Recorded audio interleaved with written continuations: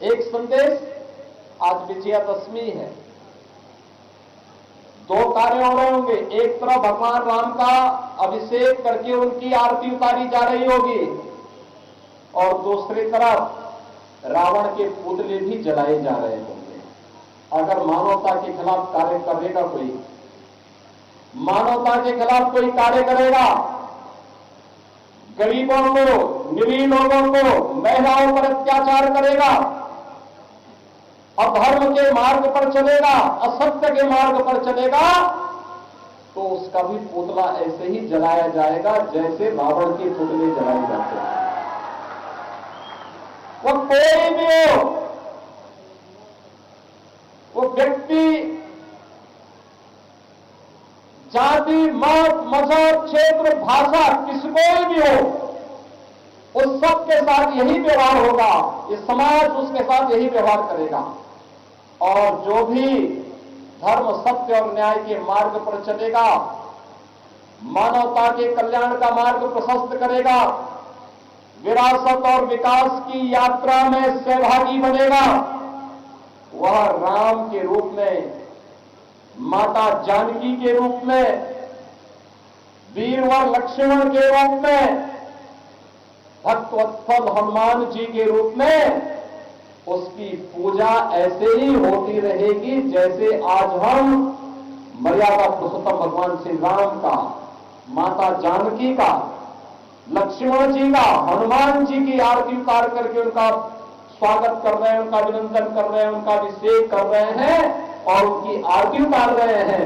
जो भी मानवता के कल्याण का मार्ग प्रशस्त करेगा, उनकी रक्षा का मार्ग प्रशस्त करेगा, अपनी विरासत के संरक्षण का कार्य करेगा, उसका इसी प्रकार से अभिनंदन होगा। याद रखना, राजनीतिक स्वतंत्रता सांस्कृतिक और आध्यात्मिक स्वतंत्रता का भी वाहक होती है और यह गुलामी के उन कालखंडों में, मध्यकाल के उन काले दिनों में हम लोगों ने महसूस किया है, हमारी धर्म और संस्कृति ने महसूस किया है।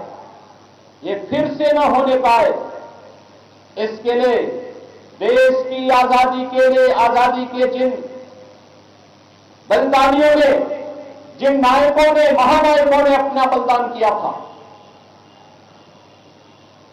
उसकी कीमत हमें व्यर्थ में नहीं जाने देनी चाहिए। संगठित होकर के देश की आजादी की लड़ाई लड़ी गई है। इस संगठन की ताकत को जहां पे जाति के नाम पर, भाषा के आधार पर, मत और संप्रदाय के आधार पर, छुआछूत और अस्पृश्यता के आधार पर कोई भेदभाव नहीं था और उसी संगठन को एक करने के लिए अयोध्या में एक और मर्यादा पुरुषोत्तम भगवान श्री राम की 500 वर्षों के बाद रामलला विराजमान हुए हैं अपनी जन्मभूमि पर और दूसरी तरफ हम सब के लिए मर्यादा पुरुषोत्तम भगवान श्री राम की पावन कथा को रामायण के माध्यम से देने वाले त्रिकालदर्शी ऋषि महर्षि वाल्मीकि के नाम पर अयोध्या के अंतर्राष्ट्रीय एयरपोर्ट का नामकरण भी होता है। एक पर्व और त्योहार हमें केवल आयोजन के साथ नहीं जोड़ते हैं, उससे प्रेरणा प्राप्त करने के लिए भी प्रेरित करते हैं। एक नए आदर्श के रूप में उन मर्यादाओं को अपने जीवन का हिस्सा बनाएं, उन मर्यादाओं को अपने जीवन का हिस्सा बना करके उसको अक्सर से पालन करें। यह प्रेरणा हमें प्राप्त हो रही है और जहां कहीं भी ये समाज कभी भी विपन्न नहीं रहा, हिंदू समाज, भारत का सनातन समाज कभी भी विपन्न नहीं रहा, यह बल, बुद्धि और वैभव में सदैव दुनिया के अंदर अग्रणी रहा। लेकिन साजिश के तहत विभाजनकारी ताकतें इसी समाज के अंदर रह करके जो इसे समाज को जाति के नाम पर, क्षेत्र और भाषा के नाम पर, मत और संप्रदाय के आधार पर बांटने का जो पाप उन लोगों ने मध्यकाल में किया था, उसी के विषाणु आज भी यत्र तत्र हम सबके सामने बिखरे पड़े हैं। ये लोग अपने स्वार्थ के लिए फिर से समाज को बांटने का पाप कर रहे हैं। हमें कतई न होने दें, अन्यथा जो गौरव की अनुभूति आज आप कर पा रहे हैं कि 5 सदी के बाद अयोध्या में रामलला फिर से विराजमान हो गए। कई पीढ़ियां चली गई। पीढ़ियां इस बात के लिए तरसती थी कि एक बार अपने प्रभु को अयोध्या में विराजमान होते हुए अपनी आंखों से देख सकूं, लेकिन सौभाग्यशाली पीढ़ी आप सबकी है, हम सबकी है कि अपनी आंखों के साथ हमने अयोध्या में रामलला को 500 वर्षों के बाद विराजमान होते हुए देखा है।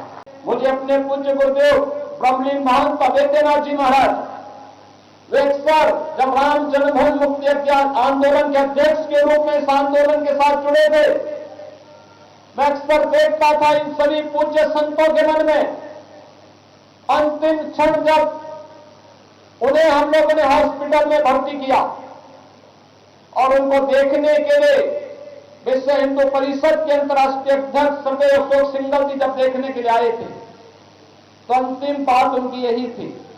अशोक सिंघल जी से एक ही बात उन्होंने कही थी कि अशोक जी, अयोध्या में राम मंदिर का निर्माण कब हो पाएगा? एक बार हम अपनी आंखों से देख पाते भगवान राम के मंदिर को तो हमारा जन्म धन्य हो गया होता, धन्य हो जाता। बहनों और भाइयों, आज सचमुच जब अयोध्या में रामलला को विराजमान होते हुए देख रहे होंगे, पूज्य महंत अवैधनाथ जी महाराज, पूज्य महंत परमहंस रामचंद्र दास जी महाराज, विपराग स्वामी वामदेव जी महाराज, ऐसे अनगिनत संतों की परंपरा और श्री अशोक सिंघल जी जैसे महापुरुष जब देख रहे होंगे अयोध्या में रामलला के भव्य मंदिर के निर्माण और रामलला को अपनी जन्मभूमि पर 5 सदी के बाद विराजमान होते हुए उन्होंने देखा होगा, आज उनको भी तसल्ली हो रही होगी कि जो आंदोलन उन्होंने किया था वो सार्थक दिशा में आगे बढ़ा है। इसकी सार्थकता हम में है, वर्तमान पीढ़ी में है। हमारी दिशा क्या है? हम विभाजित तो नहीं है, अपने व्यक्तिगत स्वार्थों के लिए लड़ तो नहीं रहे हैं। हमारी दिशा सकारात्मक होनी चाहिए और इस सकारात्मक दिशा राष्ट्र को समर्पण की होनी चाहिए। हमारा व्यक्तिगत स्वार्थ राष्ट्र के आगे आड़े नहीं आना चाहिए। हमारा व्यक्तिगत स्वार्थ कभी भी, चाहे वह व्यक्ति हो, जाति हो, मत हो, संप्रदाय हो, मजहब हो, कोई क्षेत्र हो या कोई भाषा, वह राष्ट्र से बढ़ करके नहीं हो सकता है। हर काम देश के नाम, हर काम राष्ट्र के नाम, भारत माता के नाम हमारा सब कुछ होना चाहिए। और यही अयोध्या में राम जन्मभूमि आंदोलन की कथा हम सबको यही प्रेरणा प्रदान कर रही है।